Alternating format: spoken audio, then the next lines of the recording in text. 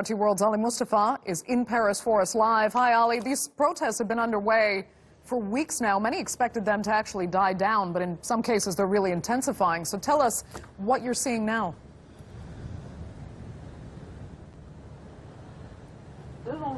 They are indeed intensifying, and not just those protests by the so-called yellow jackets, but there's a tendency, especially in Paris, the capital, for everyone to protest. For example, right now, I'm at an ambulance protest, a protest by ambulance workers and drivers against Uber specifically. Now, hundreds of these vehicles, ambulances, are blocking one of the most important intersections in Paris, the Place de la Concorde, and their demands seem to intersect in some ways with the yellow jackets. These are two separate protests, let's remind our viewers, but when it comes to the yellow jackets, they're spreading fast and they're spreading wide as far as France is concerned. Their demand is that this tax surcharge on fuel, on energy, needs to end. The government is not backtracking. They're sticking to their guns. What's making this difficult for the government is that this is a so-called organic demonstration. There are no leaders. There is no group that is leading it, so it's becoming difficult for the government to negotiate with the yellow jackets. They are due to negotiate, continue talking to them today on Monday, but they're not backing down. They say that they'll crack down on rioting and any violence as and when it happens.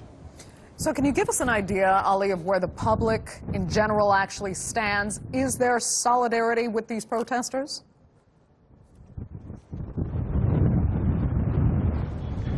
Well, if you were to believe newspapers, there seems to be 70 to 80%, according to polls, people that agree with the demands of the yellow jackets. There's a growing resentment. For example, if you pick up the most important newspaper, at least here in Paris, Le Figaro, it says, "France in shock awaits response, government response." Now, this is the issue for Macron. There's a sense here, and especially among the respondents of these polls, that he is disconnected, that he is a president for the rich. And that is creating an issue as this movement of sorts spreads wide into other areas. Even here among the ambulance drivers, there is this sense that what the yellow jackets are doing is correct. Now, if these guys were to join that protest movement, like other unions or groups or pensioners, it can grow, and that is the challenge that Macron will face come Saturday, in about 5 days' time, when we are expecting another large demonstration in this country.